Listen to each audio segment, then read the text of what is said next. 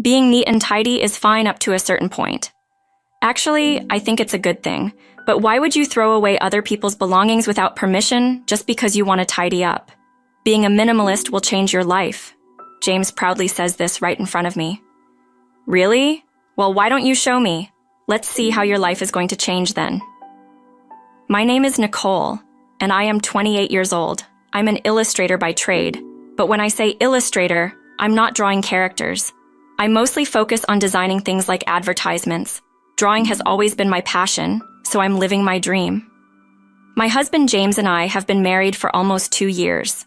We live together in the condo I bought when I was single. I mostly work from home, so I'm the one who usually takes care of cleaning, laundry, and meals. One day, James started making a ruckus early in the morning. I was holed up in my workspace because I had work to do, but the noise outside was too much. Hey James, what are you doing? It's loud in here, you know. No.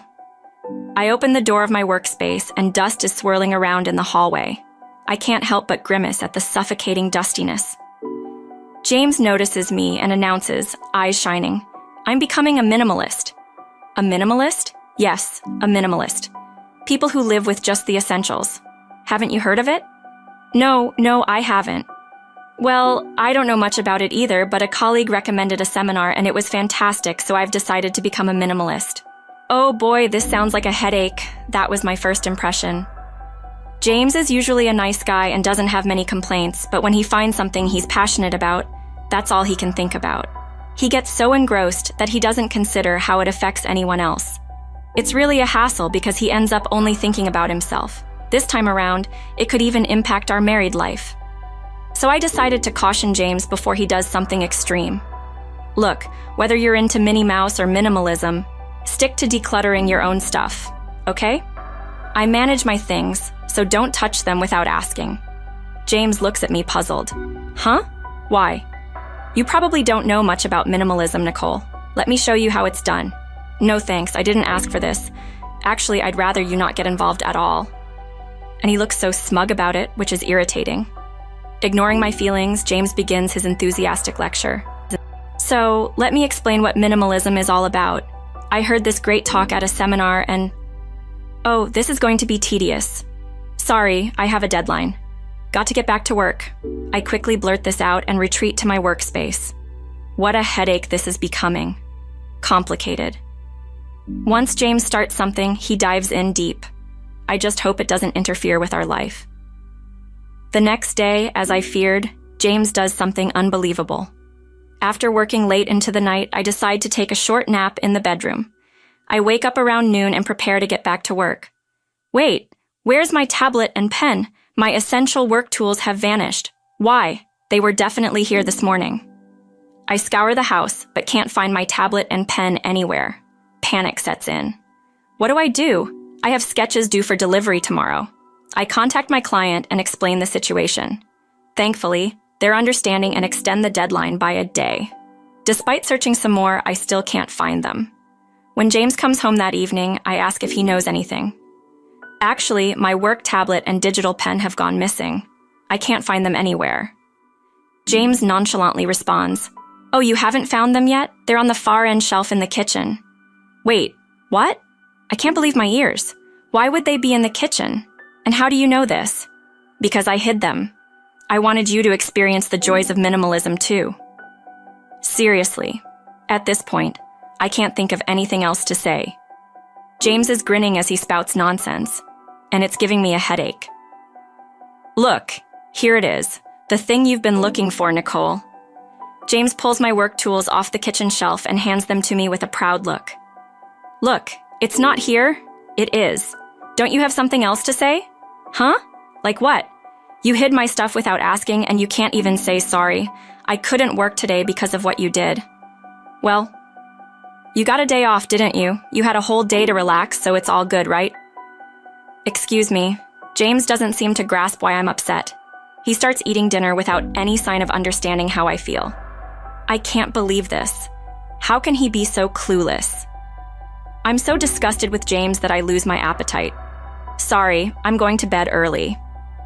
As I head to the bedroom, James is absorbed in a questionable book called The Art of Minimalism. In my bedroom, my phone rings. It's a call from James's sister, Olivia. Hello, Olivia. Oh, Nicole, long time no see. Olivia has always been fond of me since we got married. We usually meet up regularly. I love hanging out with Olivia, going shopping, having lunch, and talking like friends. As we're chatting about nothing in particular, Olivia suddenly asks, "Hey, Nicole, is something wrong?" My mind flashes back to James's recent actions. Maybe I shouldn't be telling his family, but I'm at my wit's end, so I end up telling Olivia everything. So James hid my work tools in the kitchen, and my day was completely disrupted. What the heck?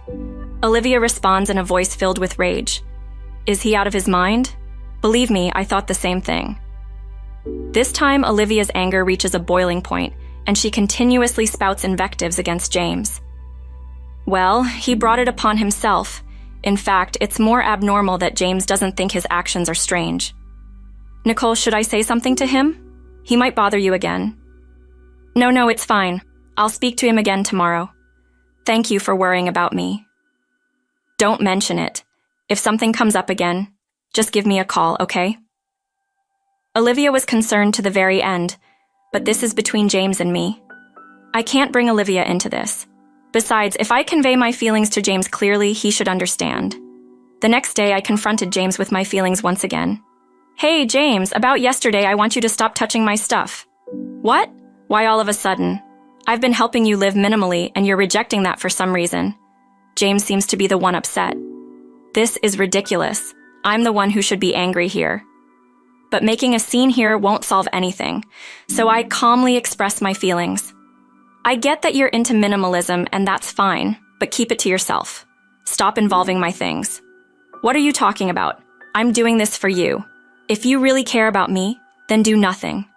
I manage my own stuff, and I don't buy unnecessary things anyway.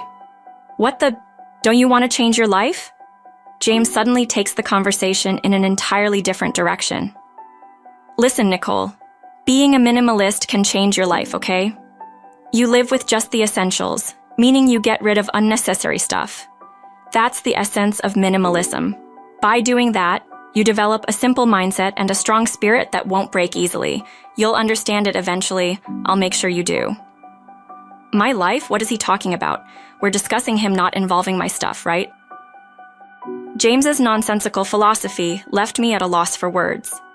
Ignoring my confusion, James is flipping through his Essence of Minimalism book, full of self-confidence. He's acting as if he's saying something utterly correct. Is this really my James? Why has he changed so much? I can't keep up with this guy anymore. I've got to protect what's mine, at least. I return to my home office and instantly feel something is off. My tablet and pen are missing again. It's him. I confronted James. Hey James, what the heck happened to my tablet and pen?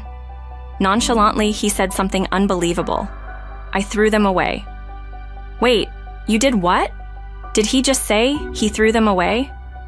Why would you do that? I told you not to touch my things. It's your fault for not understanding minimalism, Nicole. I can't work without my tools. Just live like this for now. It'll broaden your life's perspective, I promise. Please, wake up, Nicole.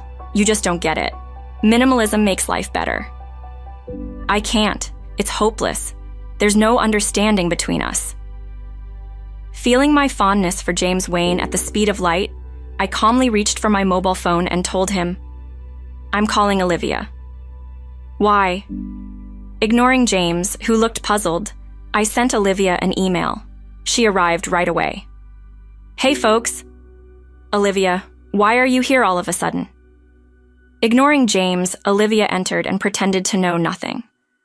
Wow, your place is so clean. It's been a while, but it feels like you have fewer things now. Just as I thought, James couldn't resist responding. You noticed. I'm trying to embrace minimalism. Living with only the essentials, but Nicole doesn't get it. Olivia smiled warmly at him. Oh, isn't that wonderful? A great! Mindset with his spirits lifted by Olivia's comment, James started showing off his knowledge about minimalism, gleaned from his favorite book. So, minimalism can change someone's life. Get it? Olivia, yes, I totally do. I'll start practicing it right away, Olivia replied. Then, Olivia picked up James's mobile phone from the table, walked to the kitchen, and threw it into the sink full of water. What, Olivia? What are you doing? Frantic James exclaimed as he fished his phone out of the sink.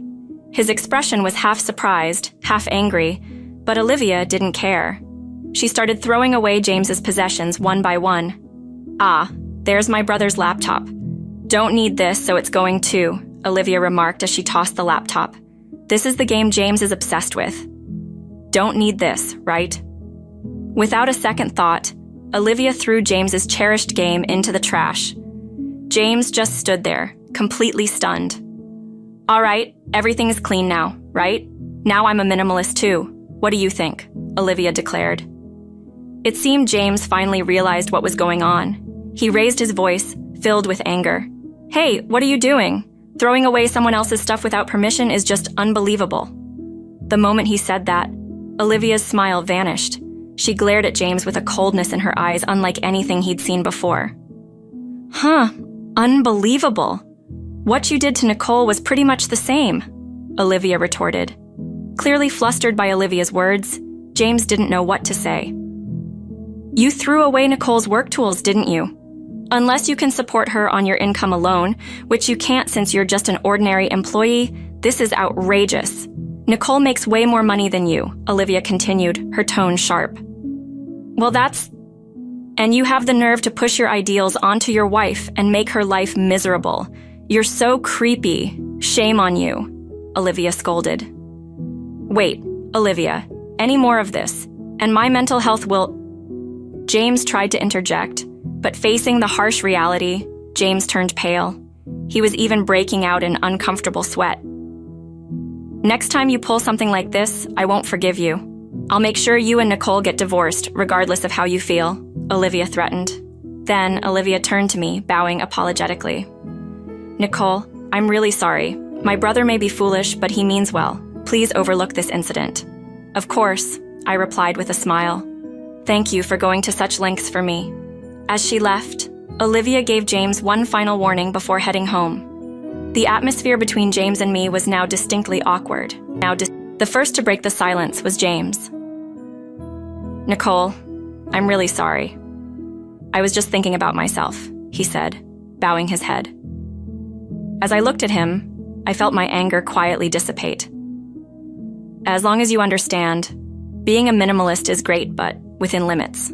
I am really sorry," James continued. And so, we managed to reconcile without a hitch.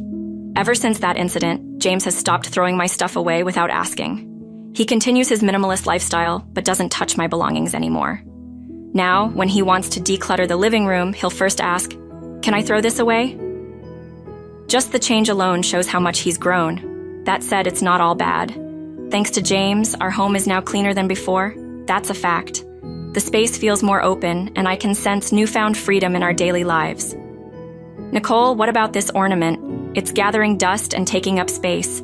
Can I toss it?" James asked. "Yeah, go ahead, but it's going to leave that spot looking empty."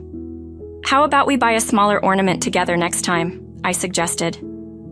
"That sounds great. Let's do it," James agreed. This is how we continue our peaceful daily lives, full of conversations like these. I have nothing but gratitude for Olivia, who set up this environment for us. The happy days with James that Olivia helped us reclaim. I intend to cherish this life from now on.